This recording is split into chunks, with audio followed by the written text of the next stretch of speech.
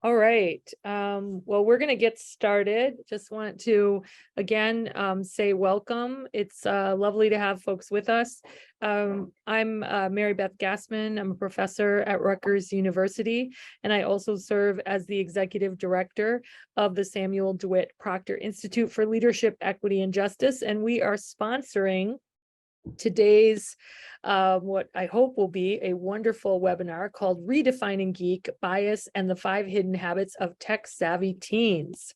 So I want to start off by introducing our speakers today. And we're going to have this wonderful privilege of joining Cassidy, Puckett, and Freeden Oeur for a discussion about Cassidy's new book, which is also called Redefining Geek. And to give you a little bit of background, Cassidy Puckett is an assistant professor in the Department of Sociology at Emory University. Using a mixed method approach, she examines the relationship between technological change and inequality in education, occupations, and healthcare. Her research has been funded by the U.S. Department of Education, the National Science Foundation, the MacArthur Foundation, the American Council of Learned Societies, and the Andrew W. Mellon Foundation. Her work has also appeared in many different academic journals, and to show you a little bit more about where Cassidy comes from, she received her PhD in sociology from Northwestern University and her master's in learning design and technology from Stanford's Graduate School of Education. And she is going to be joined by Freeden Oeur, who is an associate professor of sociology and education at Tufts University. And his scholarship uses Black feminism to engage issues of childhood and masculinity and African-American intellectual history and politics. And Freeden is going to be interviewing Cassidy, and they're going to have a great conversation back and forth. I did want to say before I hand it over to Freeden that we are giving a 30% off discount code, which we're going to put in the chat if you want to buy the book. It's a great book. I had a chance to read it, and I had a chance to interview Cassidy for our podcast series, Varying Viewpoints, recently.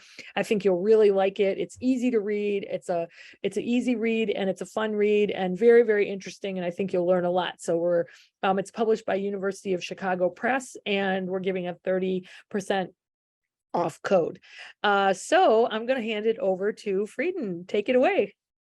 Okay. Well, thank you, Dr. Gassman, for the introduction, to the Proctor Institute for hosting this event, to Giselle Criello for all your help in organizing the event, and especially to Cassidy, one of my favorite sociologists and education scholars, for inviting me to take part. As someone who studies schools but is not an expert on technology, I first want to say that there's so much to like about this book, and if you haven't had a chance to pick it up yet, you should do so immediately. Given how ubiquitous tech is in our lives, as someone who really is learning still a lot about technology, I think one of the many reasons I enjoyed the book is that it addresses and demystifies so many basic ideas about technology. And I think there are some sort of taken for granted ideas that Cassidy really unpacks, such as, is the digital divide really this legitimate thing that we should still be talking about? What is helpful or unhelpful about the idea of the digital native? And I think most crucially, what does it even mean to be good with technology? What does it mean to be good with technology? And so, and again, one reason I was so drawn to the book is as a fellow scholar of schools.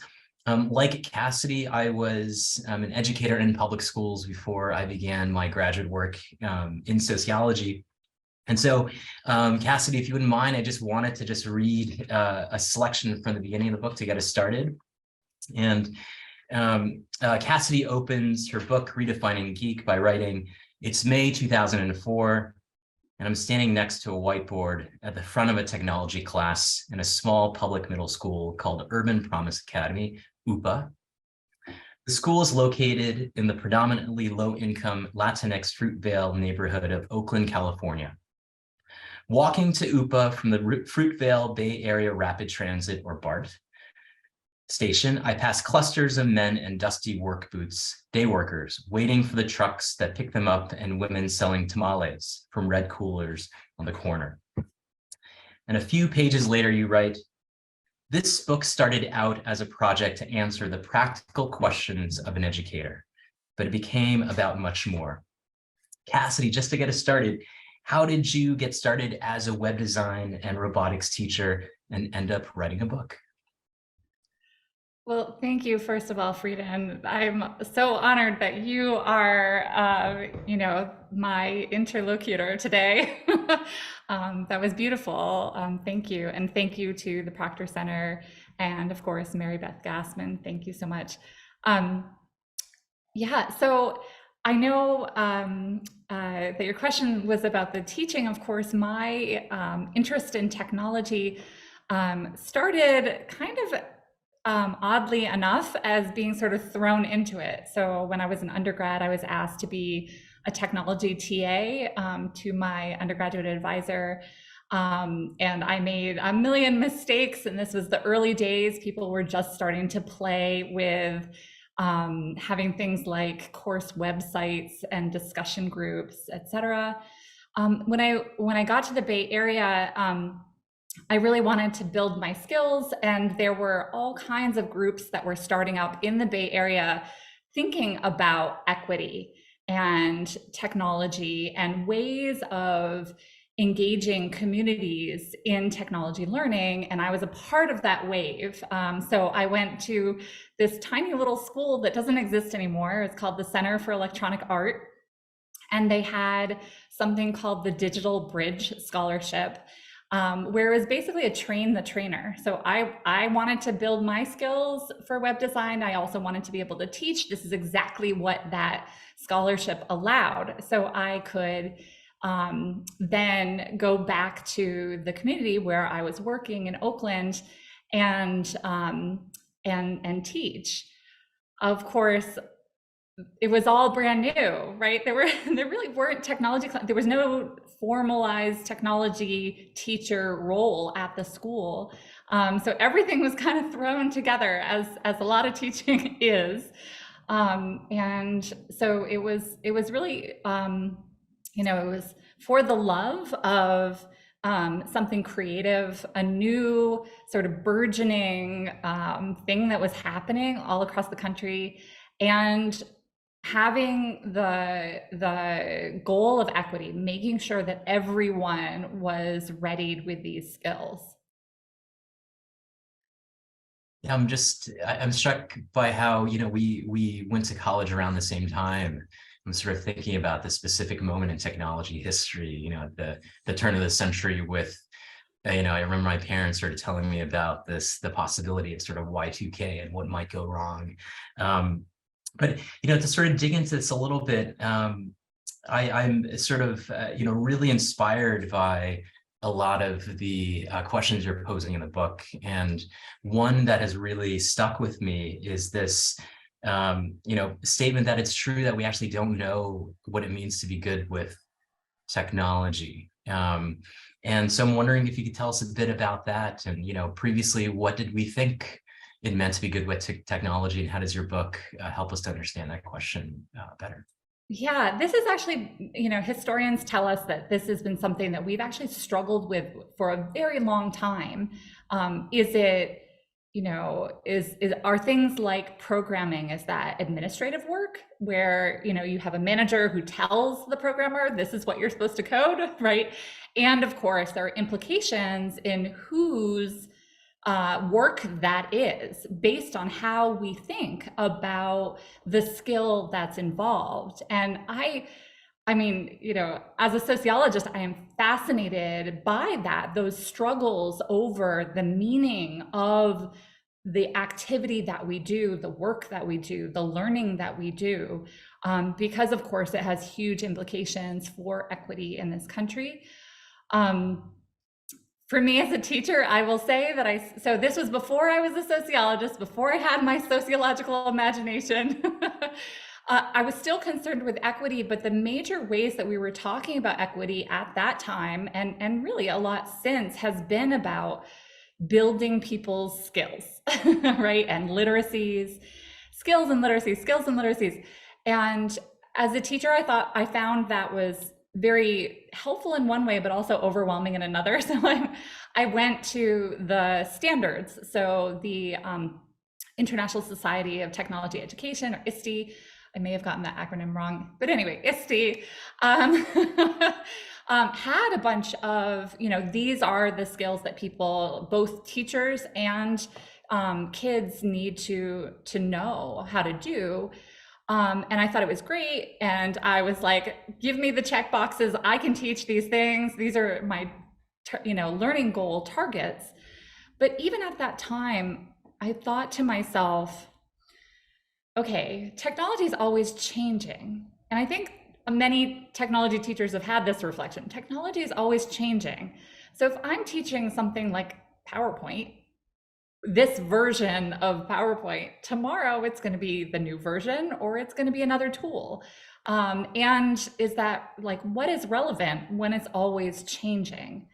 And so already at that point, I knew that those targets and the ways that we were talking about what it means to be good with technology just didn't fit right. I mean, I just sort of fundamentally could understand that. So I knew I needed to do more investigation. And also some of the struggles that my students were having in my class, I just didn't understand, right? So some of them could pick things up very quickly, and others really had a much harder time. And I, of course, as a teacher, wanted to be able to respond to all of that. I just didn't know quite what was going on. So I was getting my master's at Stanford at the same time, and Bridget Barron, who's there, shared with me some of her, we're geeks. So she shared with me her measures, and I tried to ask my students, I surveyed them, I interviewed them. And the standard digital divide narratives of, oh, well, they don't have access at home, et cetera, it just didn't fit. It didn't fit the picture. And so I really had to figure out, okay, what really is going on here? What do my students really need in order to help them to, continue to learn? The major part of being good with technology. And I think I can't emphasize enough how just insightful this part of your book is, Cassidy, which is that I imagine a lot of us were confronted with this very issue when many of us as educators had to go online 2 years ago for COVID. And it was, I think, on one level, an issue of people sort of comfort with using digital technologies for the first time, but now totally ubiquitous. I think this really much is a part of our new normal. But there's also an adaptability issue. And so I would love to hear more from you about this insight that you make in the book, which is that competency isn't just about what you know, but it's about your ability to adapt to changing technology. And I think so many of my favorite moments in the book sort of reveal the young people sort of trying to adapt on the fly and sort of making sense of not just knowing, but just, trying to change with the changing times. Yeah, it's funny because in the learning sciences, which was my background to begin with at Stanford, really focused on what do people do as they learn.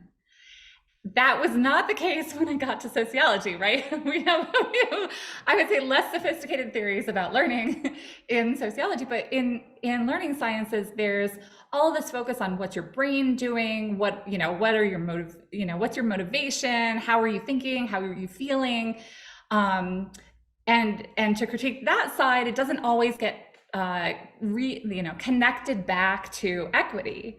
So there's these nice bridging, I would say, in the way that I think about this, that it's like, okay, so how does this process of learning, what is this process of learning, and how does that link back to equity and our ways of thinking about what it means to be good with technology, and whether or not that actually matches what it takes to be good with technology, right? On the ground, when you are confronted with having to teach on Zoom,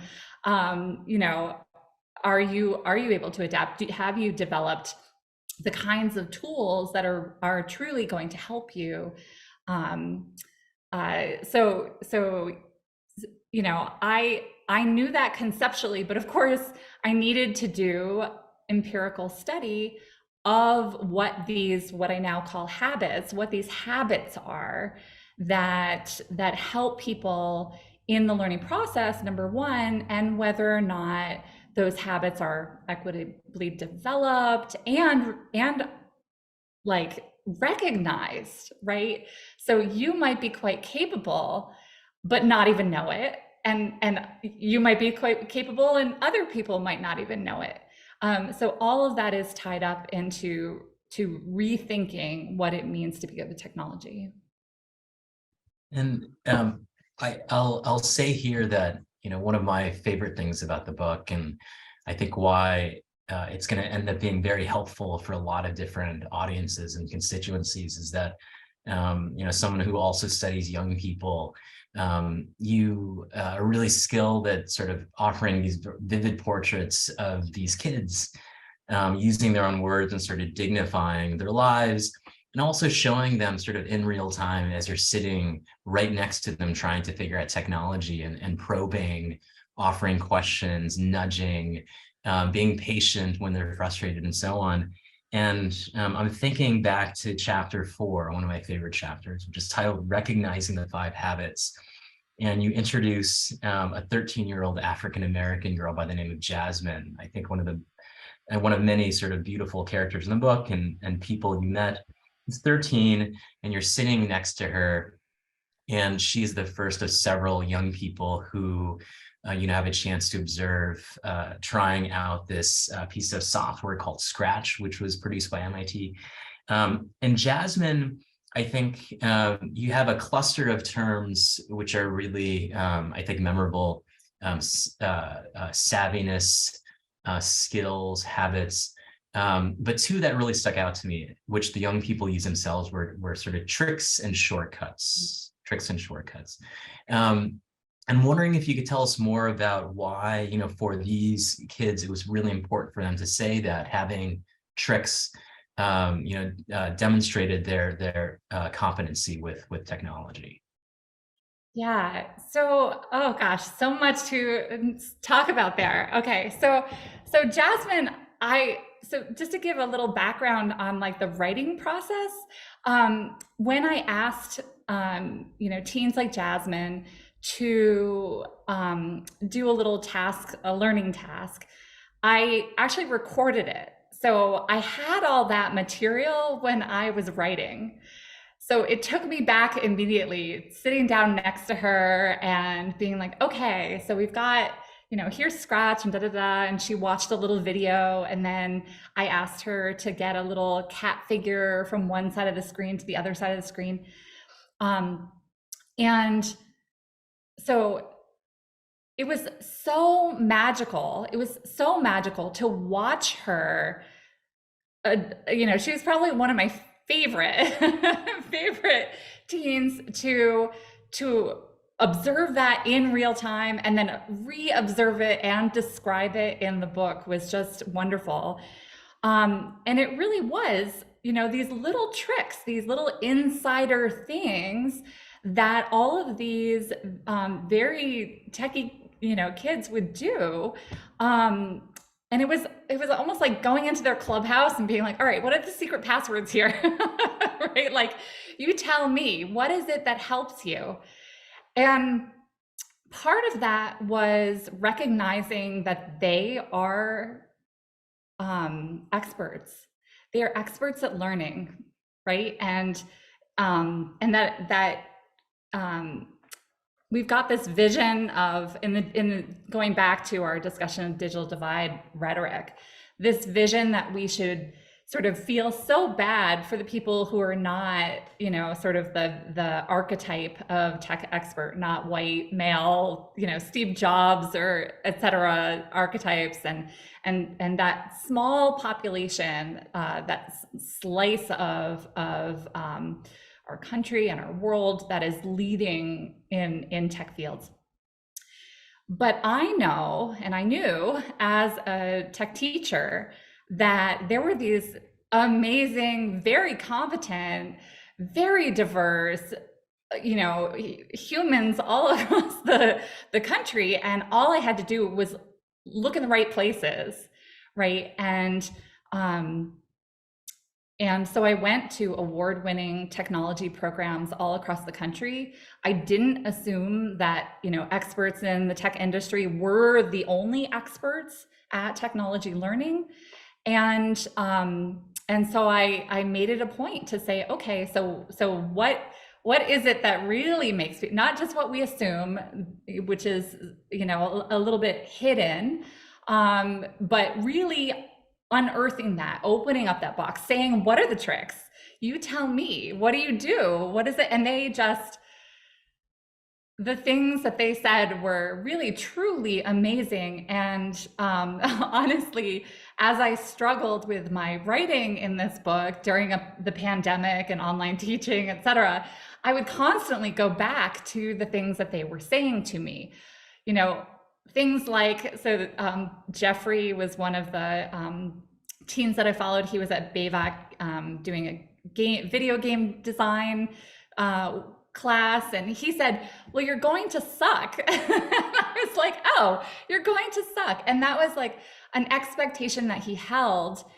And it was a marker of his expertise. It was not a marker of his deficits, right? It was like, you're going to suck and you should suck. Like, you're trying new things and you should be trying new things. Otherwise, you're not learning, right? So the tricks that they told me about were really those things that help you with technology learning. It's not natural. It's not an instinct. It's something that you have to work really hard to do. But that you can do, just so long as you know, just as long as you know what to do, and not assume because you have difficulties that somehow you're not good with technology, which is often something that, because we have not really examined this closely, the assumption, I hear this with my undergrads who were born like after 2000, right? Like, oh, I'm just not good with technology. I hear it from them too. And so really, really pushing back on that idea with what these kids shared with me, their secrets, basically, right? Their tricks. Yeah. Yeah, I love this moment in the book, Cassidy, because it's clearly really important for you. Jasmine's use of tricks, and while you're going through the program with her, she sees it as a challenge, as a game. And I'm thinking of another moment in the book when I think you were maybe even caught off guard by how profound the moment was, because you didn't think it was going to be that significant. When in a classroom, the students were learning about shortcuts for a program. And I think, and I'm thinking of, young people wanting to learn formulas for like Microsoft Excel or something, right? And you found that to be really important because the young people just want, they sort of saw it as insider knowledge, right? And it seemed to be an easy way to sort of bridge some of this chasm by saying that they wanted, these secrets to be sort of in the know. And that did not take a lot of work on the part of, the adult to sort of teach them some of these tricks, which is great.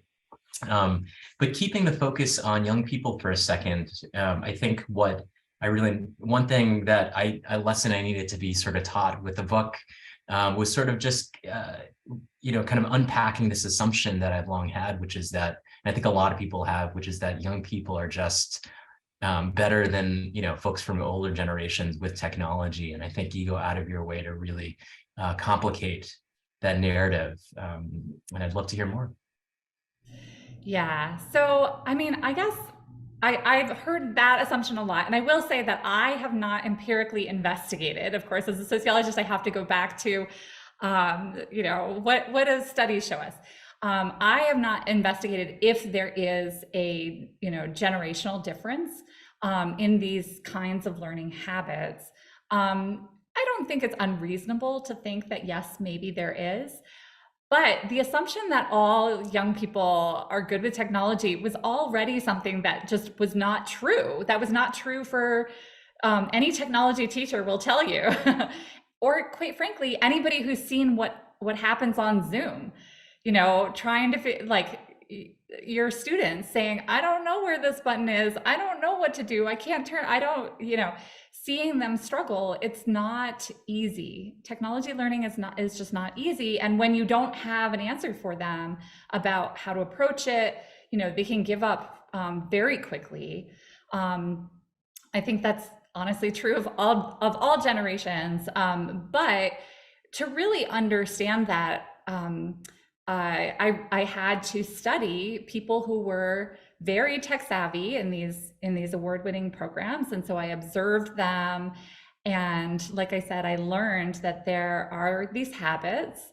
And eventually, through both qualitative observation, and then I also made a quantitative measure, which I know we'll be talking about.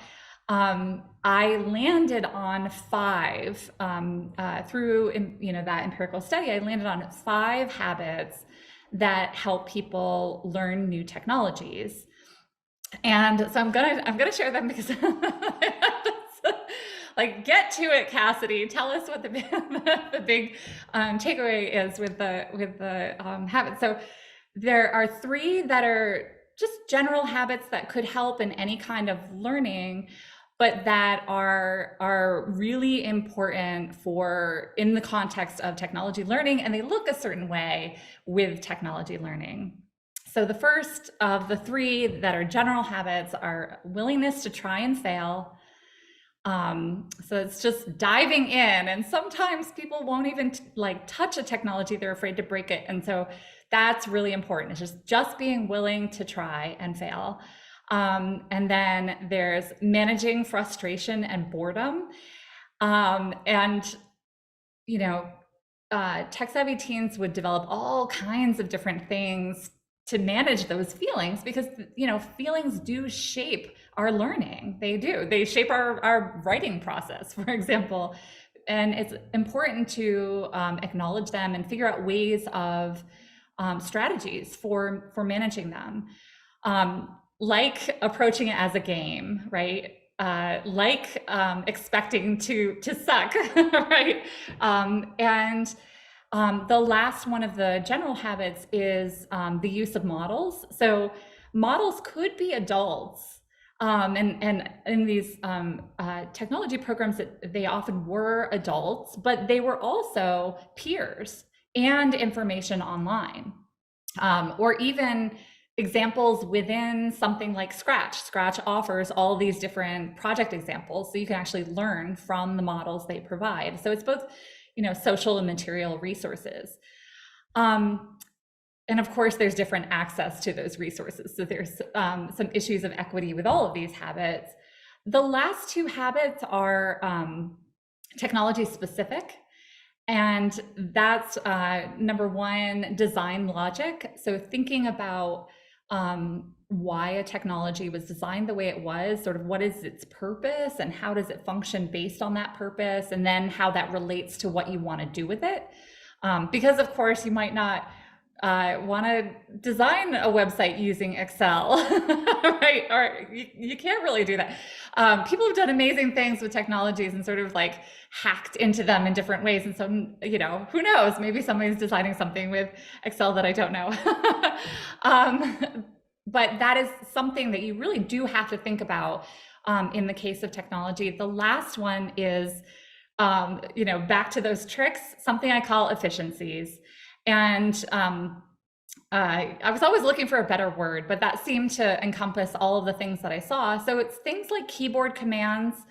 Sometimes you can do batch programming where you do the same thing over and over and over again, or you might find a faster way of doing something. It's always trying to find those little tricks just so that you're not thinking about, okay, I have to click here and then here and then here. It just makes learning way more laborious. And so those were the 5. And then I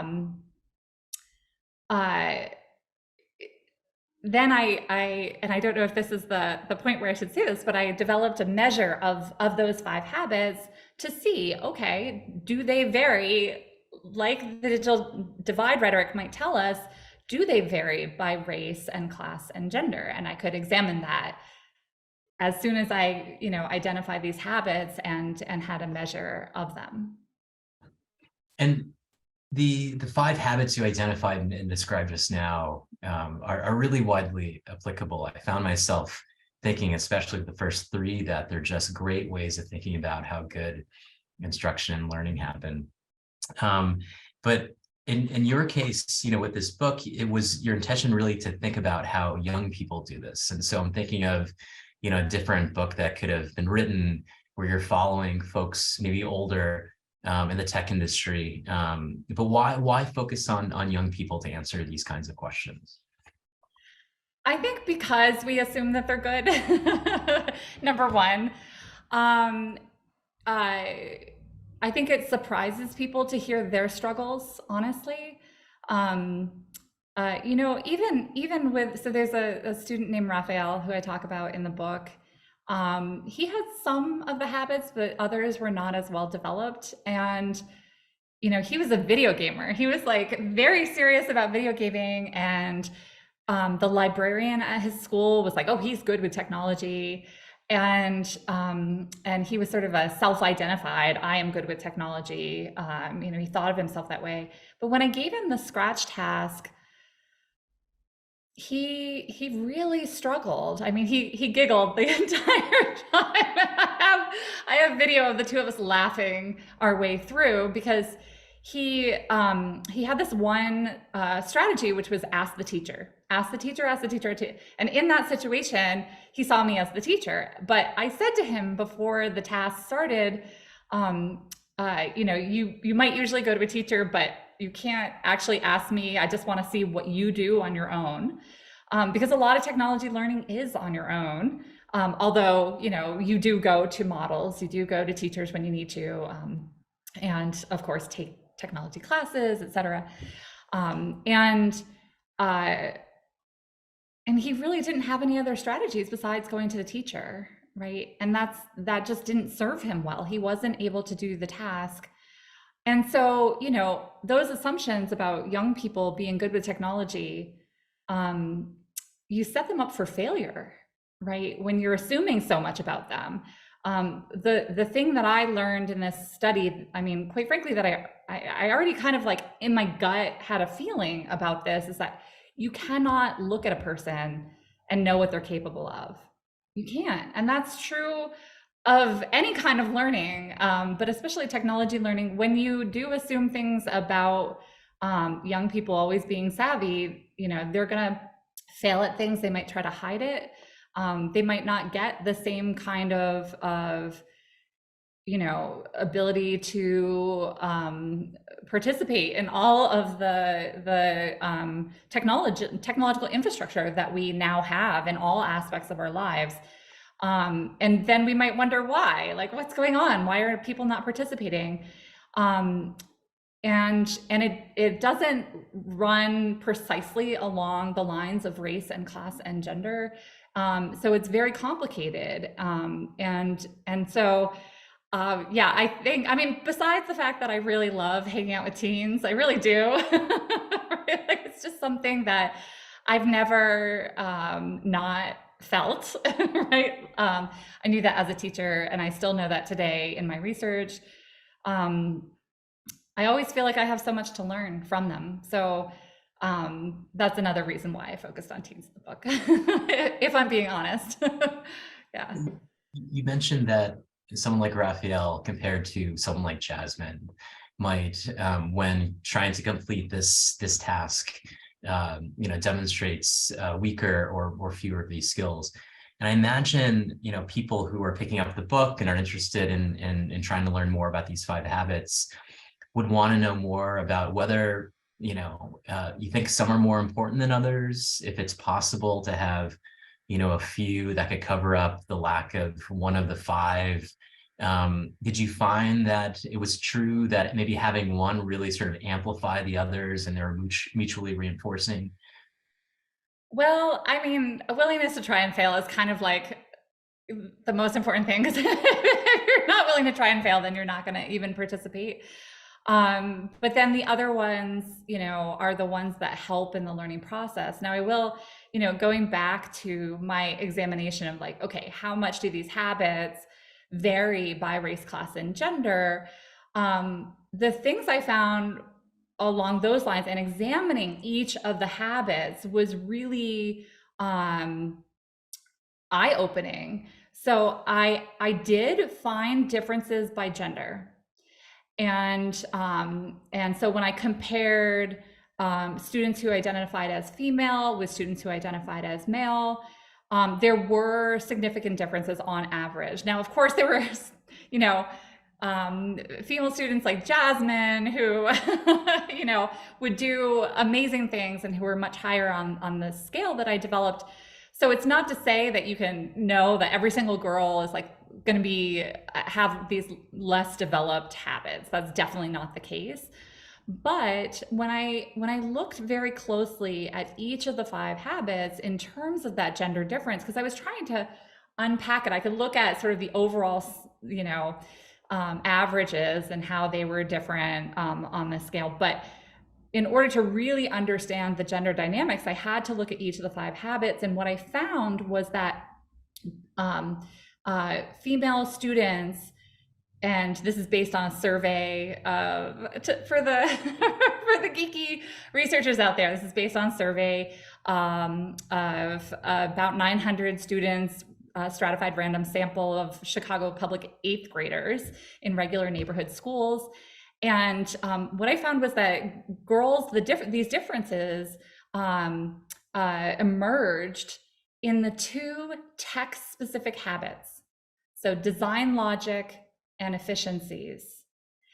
And I think that there's something there about gatekeeping. They are not being taught these insider tricks. You know, not all girls have that you know, key to the clubhouse that Jasmine does. And so those 2 habits I think are really important in terms of gender equity. The other thing that I saw was I did not find any significant differences by race or ethnicity or social class.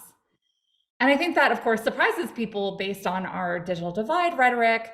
And again, that's gatekeeping, but a different form is when your abilities don't get recognized and you are not supported through, you know, pipelines, sure, into tech fields, but quite frankly, into tech positions in any sector of our, because everything is embedded in technologies these days. So, so that's what I found, that you know, the understanding the habits and being able to really understand what people are capable of is key. So, you know, is one habit more important than the other? Well, of course, being willing to try and fail is important. Also, these text-specific habits are really important to gender equity, but overall, there's this other side of it, which is that they also need to be recognized equitably. And for, I think people who are interested in learning more about this scale, this digital adaptability scale, it's on, you have a copy of it on your website. Yes. Yes, yeah, so check it out. And, you know, having thought about the young people, I'm really thinking about the adults in their lives, right? And there were moments where I just saw what I thought was good instruction taking place. I'm thinking of one teacher early in the book, for example. His name is Chris, who's just asking excellent questions, probing, is clearly an expert of is not really trying to give all of the, you know, the information away. Creates a situation where young people can fail successfully, I think, as you describe it. But can you tell us more about what it is that these young people wanted in models like teachers? Yeah, I mean, so, you know, there's a whole chapter in the book that talks about all the things that teachers can do to help develop these habits. And one of the things that I say is just tell them that there are habits like that. That is really important for people understanding their abilities with technology as well. Actually, it's based on learning, and it's based on developing habits over time, and you can do that, and they look different ways for different people. But yeah, Chris, an important part of it, of course, is that you can fail in a safe space. And Chris, he just asked questions, and he was very explicit about this to the group of students that he was teaching. He was saying, I just want to see how you're thinking. I just want to, and he was modeling that that's the behavior that you want going in, is that you just need to try. Like you fail, okay, maybe you don't get it quite then, but and also you should be aware of the ways that you're thinking as you're learning, right? So I've seen the opposite too. I don't talk about that in the book necessarily, because I think that there's been a lot written. I'm thinking about Stuck in the Shallow End by Jane Margolis. There are books that already exist about the ways that gatekeeping happens, hyper competition, telling people that they are, oh, you're good with technology. Oh, well, I've just seen some really like not helpful kinds of classrooms. And I really think that that's driven by, the broader context of education being so organized around competition. I think we can learn a lot from spaces where there is much more of a focus on democratic equality and everyone participating and everyone building their skills.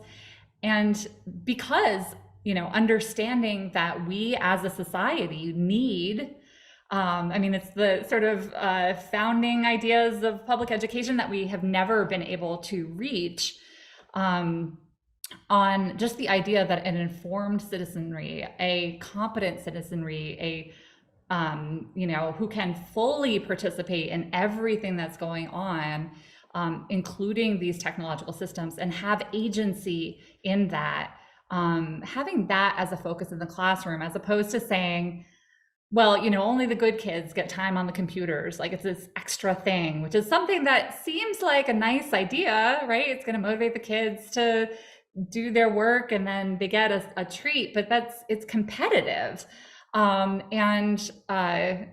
So I think that, having much more of a focus on, okay, how does everybody get to participate? What are their competencies? Where can I help them? Not assuming that different kids have or don't have these kinds of abilities. So that's what I would say about teachers.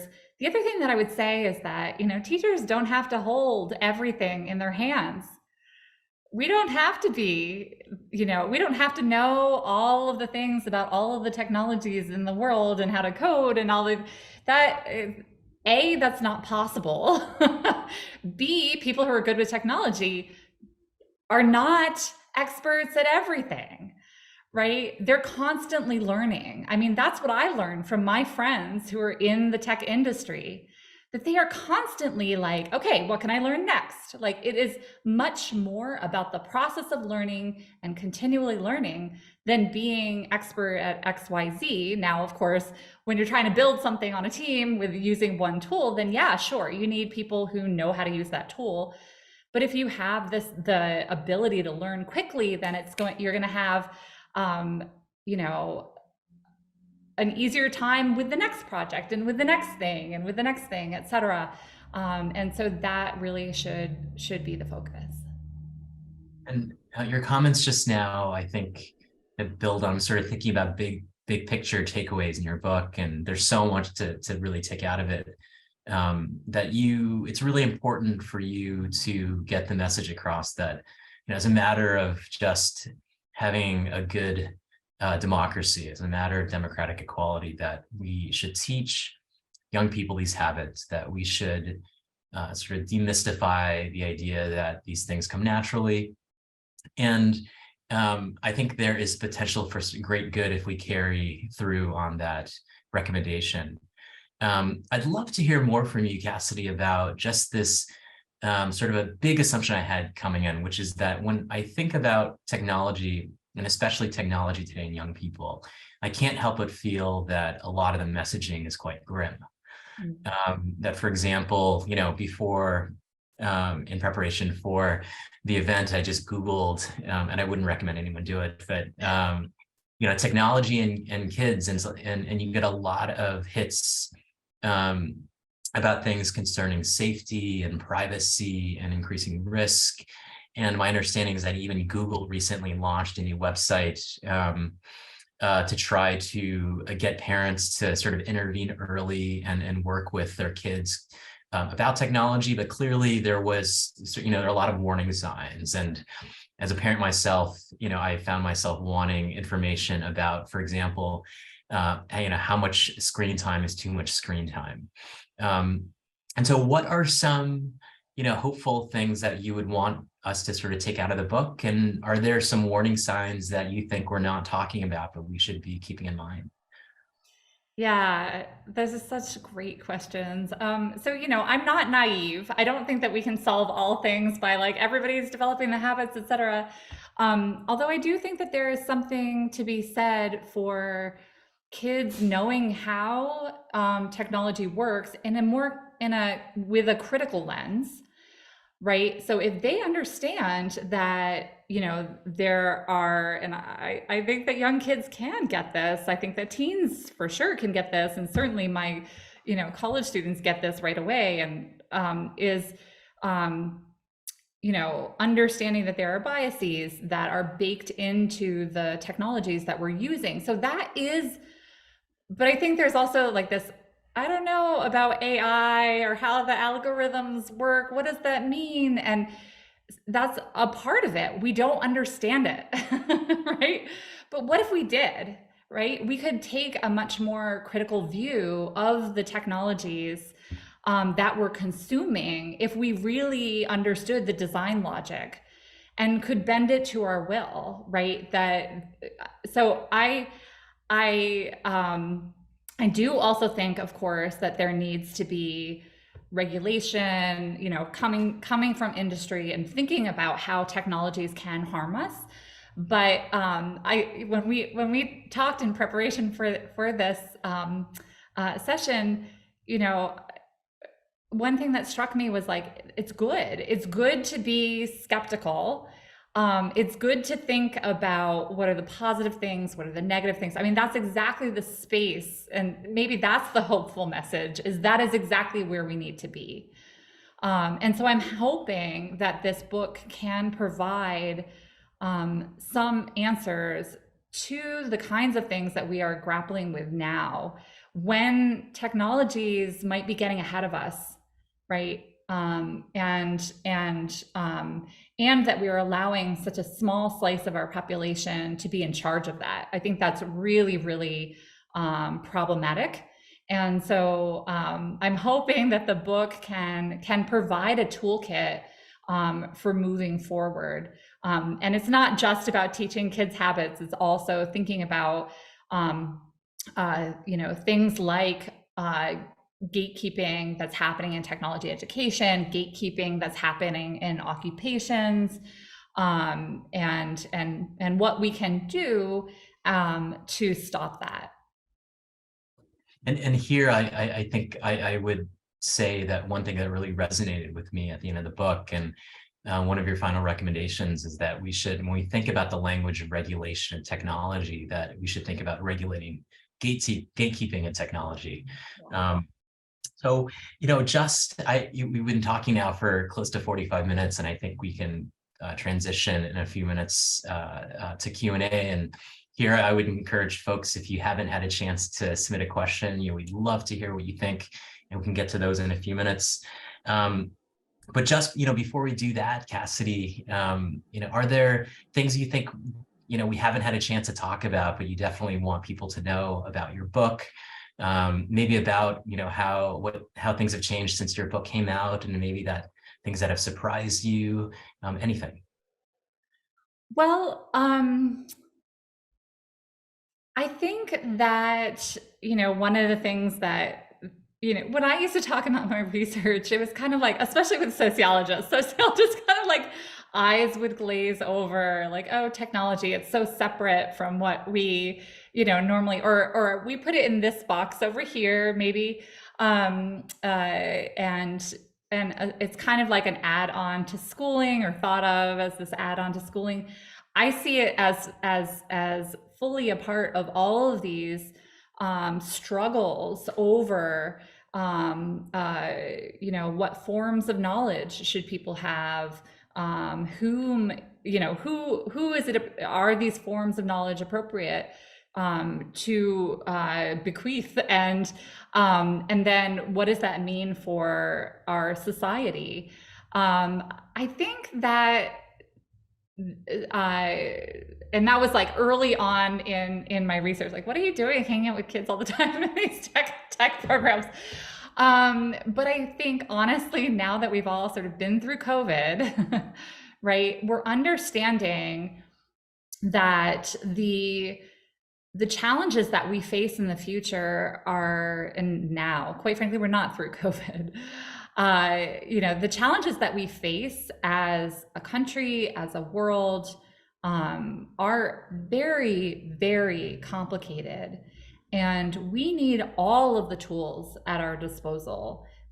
Everyone, right? We need people who are thinking about our problems very creatively and thinking of new innovations that can benefit all of us.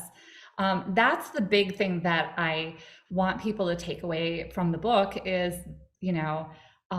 let's get everybody to the table because we need them. We should feel that urgency. And I think that we do in this moment, but we really have to like keep that at the center of our thinking as we move forward. Great. Well, it's 1:55, and again, I would encourage people to send a question. And Mary Beth, did you want to handle the Q&A? Yeah, I will. Well, first of all, thank you to both of you. That was really, really interesting. And I'm always learning, which is great. So we do have a few questions. The first one that I wanted to, okay, so this question has to do with someone who is a faculty member, but is also a parent, and said, like, just wondering with teens, when you have maybe one who is really into tech, another one is scared by tech, and almost like scared by like the whole idea of feeling watched or monitored, right? And doesn't want to engage with tech. How would you navigate that as a parent? And I realize that your book isn't completely about that, but you did talk about a lot of teens. So that's the first one. Yeah, I think that's a great question. And gosh, I love teens that are like, I don't know if I want to use this, right? Because it does push back on those assumptions, like, oh yeah, all kids are like on TikTok, all like there's just these ideas that get circulated that are just not true. And I'm sure parents know this, especially the person who asked the question. I think, so when I talk about technologies, in this case, I'm talking about computers, but I take a very long view of all kinds of technologies because I've seen that in the programs that I observed. So, where things would happen where kids would be like pulling computers apart and like sticking them back together. And in that case, you would not be online, right? So you wouldn't be worried about monitoring and that kind of it would also be very physical, because there is a physicality to all technologies, including being online. Like, we actually are physically wired together. There are physical limitations to our technologies, and so understanding like there is a physical piece of it. not only did I teach web design, I also taught, well, and actually, when I was teaching web design, I taught it physically. I had them first like write on pieces of paper. So we hand coded HTML. We would write on pieces of paper and then link them with little pieces of string. So there's ways of teaching these concepts without even touching the technologies. Also, if you want to write a text document, stick it into a browser to change the color of your screen, that can be amazing for a kid. And you don't have to be online to do that. There's also, the other thing that I taught was robotics. And that, again, is all very physical. We were playing with Legos, sticking them together. And it was much more about fun and sharing. Maybe your child who is more tech savvy could teach some things to you, to your other child, and to make it more of a game. Of course, there's this, and I see it a lot. I experienced this actually as a younger sister of an older brother who was really into video games. Sometimes it's not so much fun to play with siblings who are very good with technology because they leave you far behind. So just making sure to frame that as like, this isn't about competition. We all need this, and so let's explore this together. Yeah. All right.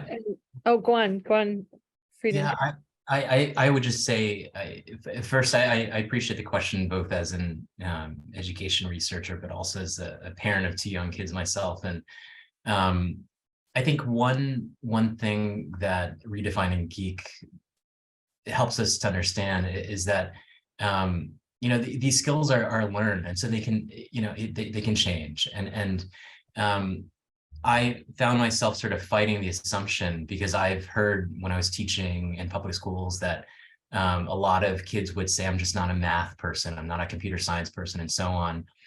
And these things are powerful because they become self-fulfilling prophecies of sorts.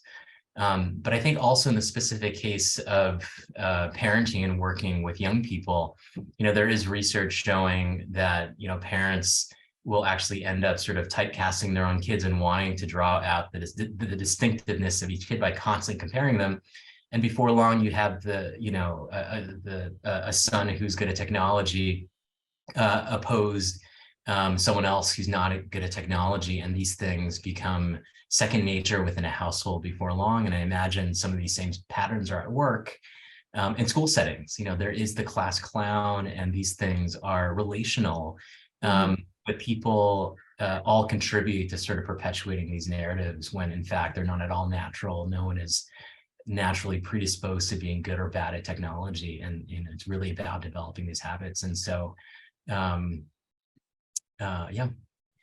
So kind of linked to that, another question, and this, both of you touched on this, but what can parents learn from their tech savvy kids?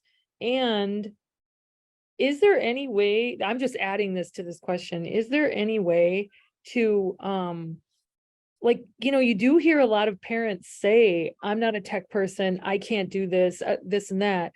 Is there any way for kids to actually help their parents come into the 21st century? I mean, I'm someone who has I have a 91-year-old mother, and I mean, I did get her an iPad and an iPhone, and I'm telling you, she was born in 1930, and I got her to use it. I mean, not well, but she's on Facebook, and she can get her news and everything. And that's pretty tech savvy. But I will say, for especially teens, there's these 2 different dimensions, right? The parents in one, the teens in the other. And I guess, what can parents learn? And also, is there any way to get over that? I'm just not a tech person, I can't do this. Can a teen help a parent do that?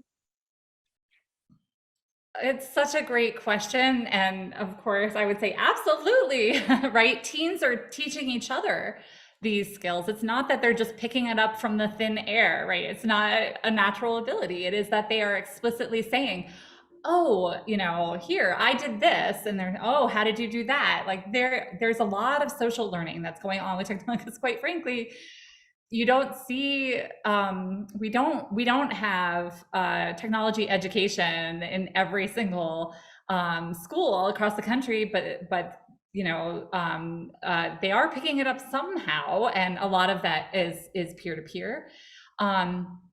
And so, yes, parents can learn peer to, you know, through that sort of peer to peer with their child. But I do think that there is, just as Freeden was just saying, I think that there is, you know, you might not realize the dangers of saying, I'm a tech savvy person or I'm not a tech savvy person to your child. That is already setting the stage, what's called an orienting belief about a particular area. And, you know, there's extensive research in mathematics about the importance of these orienting beliefs, because they do shape how willing you are to try and fail, and the kinds of things that you do, and the ways that you interpret your struggles and your learning process that can be very problematic. So just saying, look, I know that technology learning takes, you know, learning habits and understanding, you know, ways of doing these different habits, and we have to practice them. And one of the ways to practice them, one of the things that I saw in my study in Chicago, is one of the most important things to do is to try different types of technology. So if you have a tech savvy teen, or at least someone who you think is tech savvy, but, you know, might be into video gaming, but might not know how to use all kinds of other things, making, you know, a music video, doing a fun, you know, I don't know, I think of boring things, but like making a little video game, making a robot, you know, anything that might interest them, but they don't yet know how to do. When you bring up those challenges, that's when you are able to develop these habits, is moving across technologies. And that's something that I learned from a program in Chicago called the Digital Youth Network. You might have heard of them, for the techie people in the audience who know about these wonderful programs.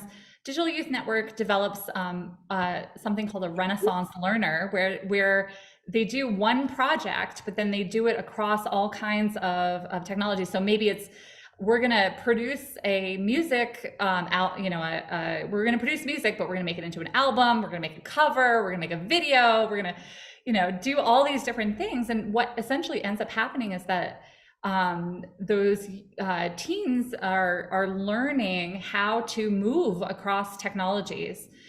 In the learning sciences, that's called transfer. It's like the gold standard of learning is being able to transfer your knowledge across contexts, across areas. And so, yes, and you know what? Adults, I think you don't know what you are actually capable of. So I don't know, you can take the digital adaptability scale, you can fill it out too, you can have your kids fill it out, you can see, okay, I'm good at these habits, I'm good at being, you know, managing my frustration and boredom, but I'm kind of not so willing to try and fail, I don't know. And you can sort of target those different things, and even ask your kids, like, would you remind me, just remind me. And I think they would appreciate it. Yeah.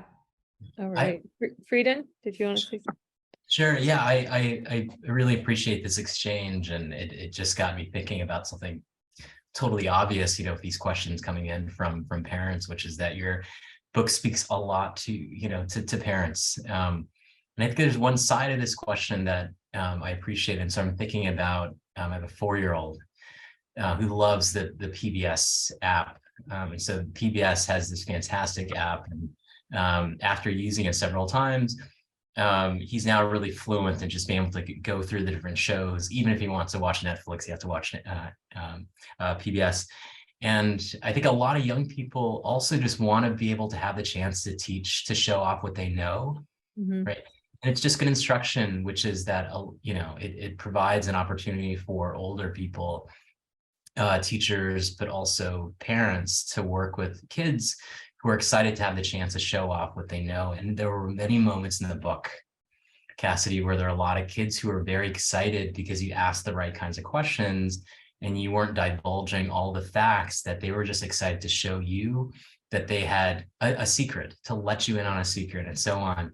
And I think sort of framing it in a way can really help both adults and also kids, because a lot of young people just want to show off that, they have these habits and they want to share them with others. And it's just a great way of kind of bringing people together.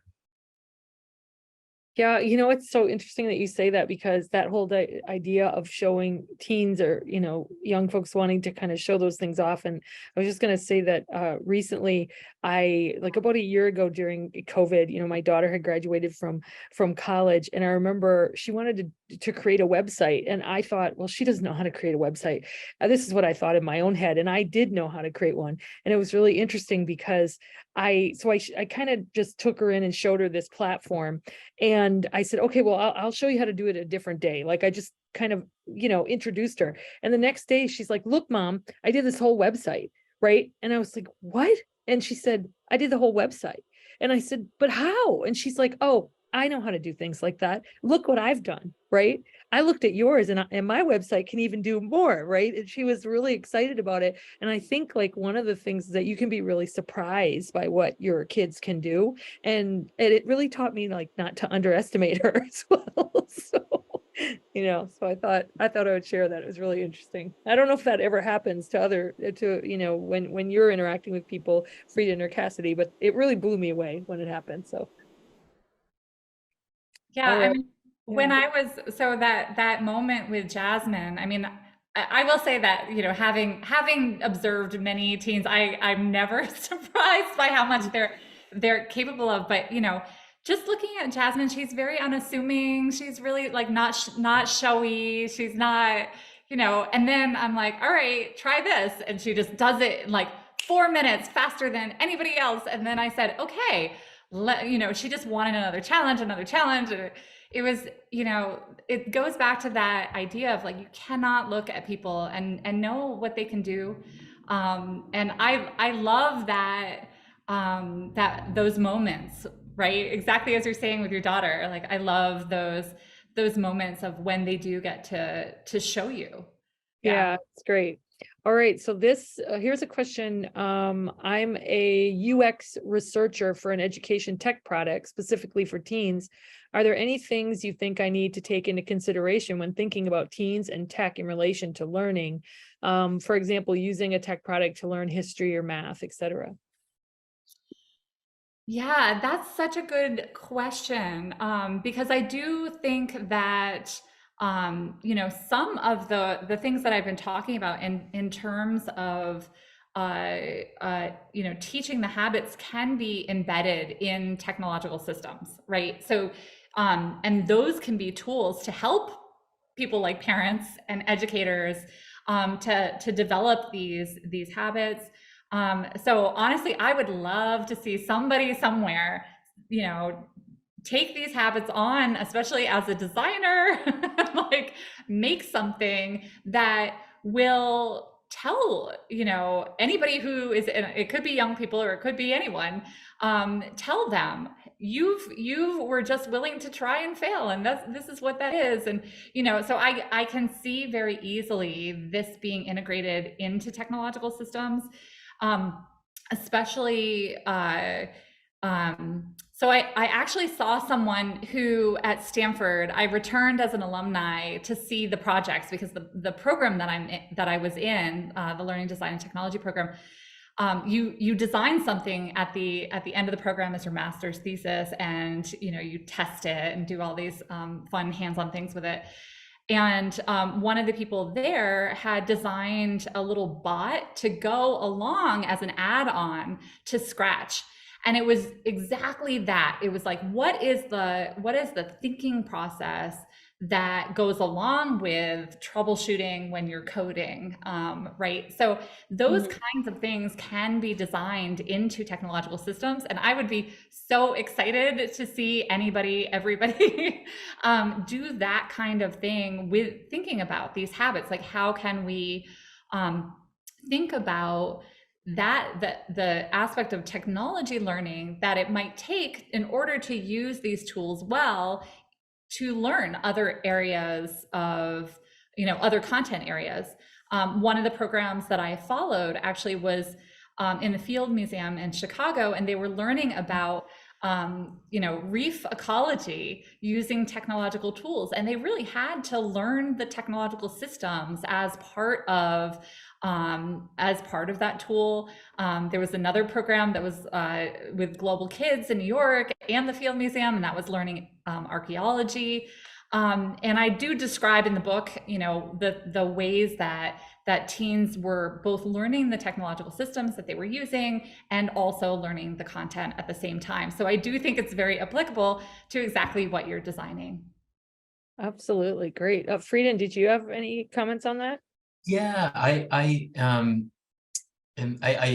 really like this question, and I think if I'm thinking about it the right way, this person is asking about, possible connections between, Cassidy's book and maybe other content areas, and they mentioned like math and history. And so in preparation for the event, I just Googled what is happening in Medford, which is where my institution is based. And I didn't know about, all of these efforts to really try to implement, digital literacy and teaching and so on.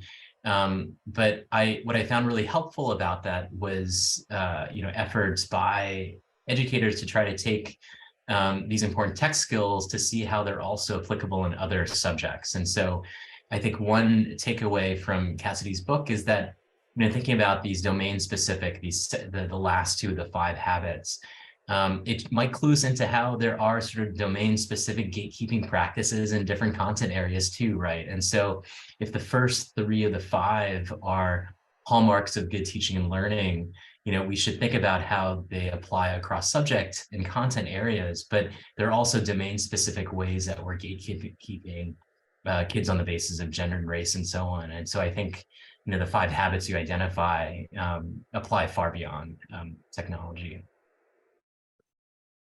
So here's, I was just sitting here thinking about a question as well, which is, and I know we've touched upon some of this, but I guess I'm curious about it in both, if what you know about teens, but also what you know about folks who are, a little older, right? So, and just curious about this. So I do notice that in dealing with teens or college students, which I deal more with college students, right? But also in dealing just with maybe friends or colleagues, that one of the reasons it seems like there might be an aversion to being more tech savvy or embracing tech more is there's almost like this jitteriness, or it makes people feel a little jittery, or just it might be playing on the fact that we don't know, right? Where we don't feel confident. But I guess I just want to kind of go a little deeper into that in terms of, are there ways to manage that for teens and as people move along? Because I'm particularly interested in college students who many times are afraid, right? But once they get over that hump, they'll be better. But are there ways?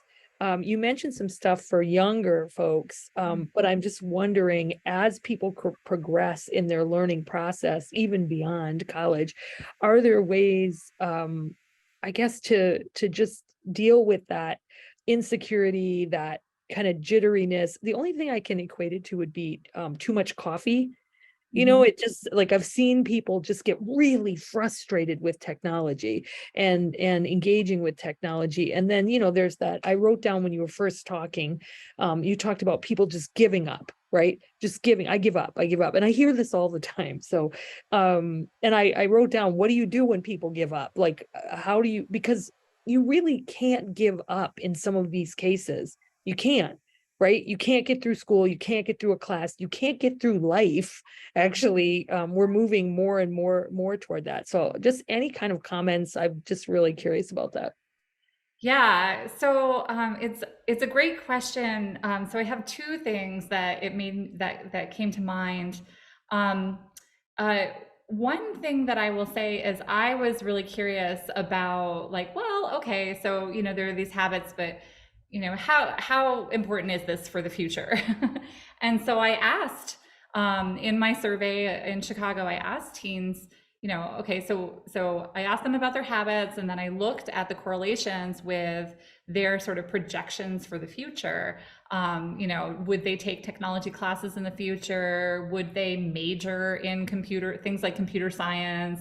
And research already shows that those kinds of future plans do shape the actual things that people do, that it is foundational to those potential futures. And I did see correlations across the board with stronger habits, stronger future plans to do simple things like taking tech classes, right? So these habits, at least the evidence that I have, do seem to suggest that yeah, they do matter for the future. And as you're saying, there's a process of management that happens in the middle of it. And I understand that like jitteriness, because depending on the technologies and of course there's a learning curve to any technologies, but I'm thinking of like when I was in grad school and learning R, like that was like, I just wanted to hit my head across, like on the wall.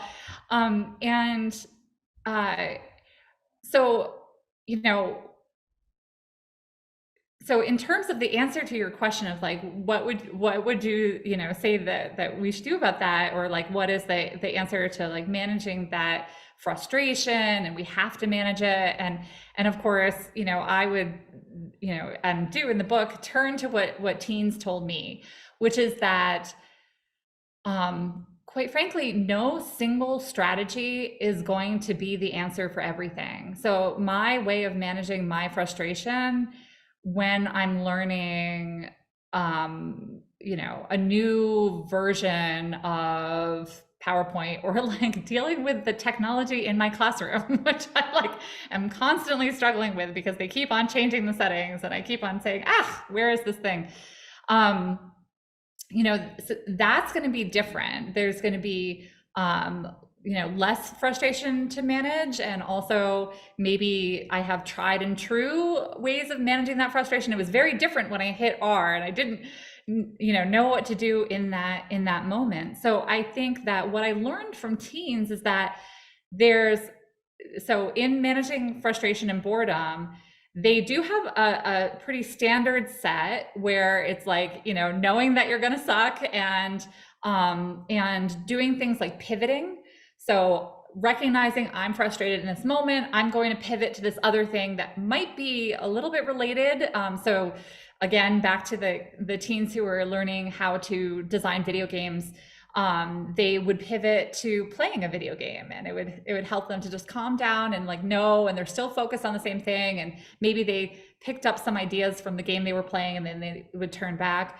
And then of course there's also developing this very wide range and understanding that you have to continually develop new strategies for different technologies that you're encountering. So that in and of itself, that management of frustration and boredom is also about adding to your repertoire constantly, right? And seeing what other people are doing and say, oh, okay. So with R, for example, I asked a friend and he said, well, just Google the message that you're getting, like the error message. And I went, oh, okay. With quotations around it. Okay. And there's like 50 pages in Google on this particular error message, and I can figure out where the code was wrong.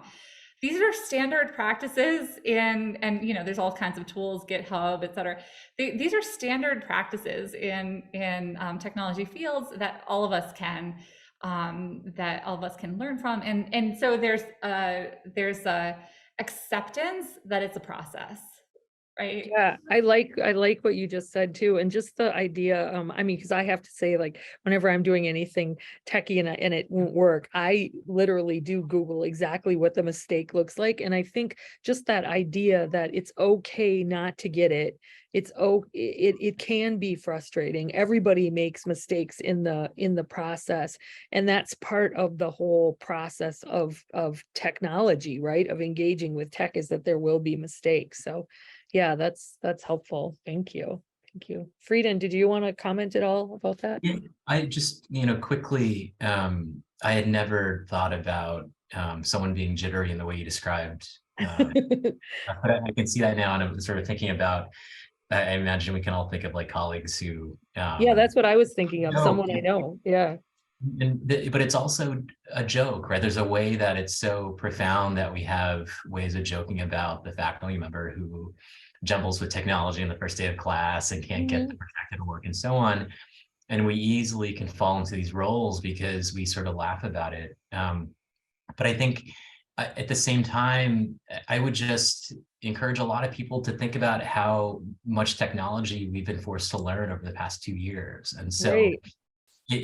when we were all forced to go online and suddenly had to think about teaching virtually, and then maybe in adopting a hybrid model when we returned to the classroom, we were forced to do this. And I think, I imagine some institutions were able to provide resources where people could just say, okay, this is how it works. You're not, in it alone. Let's do this together. We have to make this as effective and as stress-free as possible. We have to share the knowledge. And I think, in my case, I think my institution did a pretty good job in just making all that information go online. Before I know it, I'm able to sync Google Jamboard into Zoom and do a lot of things that 3 years ago I never would have thought I would be able to do. And it's not about being necessarily, savvy with technology, but just sort of, learning and adapting and finding, institutional structures that enable people to sort of share that knowledge. We should, combat the narrative, Cassidy, which you said is so enduring, which is that technology is not about individual ambition. It has to be something that's done and shared collectively. We're all going to benefit from it. And I think a lot of us have, actually become quite good with technology over the past couple of years. Yeah, absolutely. I love that. I love that. Thank you. Thank you. Well, I did want to see if there's any kind of last closing comment before I start to close this out, Cassidy, that you have, or Freeden, either one of you, that you'd like to share with folks. So I just want to say, thank you again for hosting this wonderful webinar, and Freeden for joining me, and for the audience for listening, being open to the ideas. I do think that moving forward, we really have to push back against this idea that somehow we've got, the people who are good at these technological systems and everybody else, right? It's increasingly foundational to our democracy, and it's something that everybody needs to participate in, and in critical ways, like not just for consumption. That's really not the goal. Having that vision of the future of a much more participatory technological world, that can happen not just in large ways, although, as I say in the book, those things do need to happen, as Freeden just talked about, the infrastructure, the institutional power behind that. But they can also happen in a very small scale way between people, with teachers saying, you are good at this. You might not realize it, but you're really good at it because you have these habits and you're, learning and you're developing them. And I recognize in you that capacity. So and parents can do that for their kids, and kids can do that for each other. And we already see that happening in these wonderful tech programs all across the country. And if I could just say one thing about that, I just wish they had more funding, right? Because they've already got the answers at their fingertips. We can learn so much from them. But, I think something like half of the programs that I observe no longer exist. Oh, gosh. Yeah. So we really need to think about that. What is our infrastructure here? how do we support this, and how do we go to the experts who are already developing this in kids, in equitable ways all across the country. Right. And this is so important because I will tell you, just yesterday, I had someone call me and tell me that they can't find women or people of color to do coding, right? That they can't find women and people of color in tech. And, I mean, they are out there. But they're out there. I know they are. They're definitely out there, but we also need to provide all of these venues for people to get more involved too. So thank you. Freeden, anything on your part before I? Sure, I shouldn't have the last word, but I'll just say that, I'll have it. Don't worry. the book, think with it and share it with others, because it's really amazing. Oh, Cassidy, it's so good to have someone like Freeden who holds up your book, it's really nice. So thank you, Freeden. Well, first of all, I just want to say thank you so much to Cassidy for writing this book, for talking with us today. Just so that all of you know, we are recording, and so we will be pushing this out so you can share it with lots of people and maybe even use it in classes to get people to feel a little bit better about tech. Please keep in mind that we are offering a discount, the discount code, which should be in the chat, but I'm sure Giselle will put it in there again. It's 30% off with University of Chicago Press. So just lots of thanks to Cassidy, lots of thanks to Freeden for being with us today. And we, at the Proctor Institute, we're always really thrilled to support initiatives like this. And if you know of great books, please send them our way, because we'd love to sponsor them for these kinds of talks. And I just also wanted to say thank you to Giselle, who is behind the scenes here, but managing all the tech and put this program together for us. So thanks everybody, and enjoy the rest of your day. Thanks so much.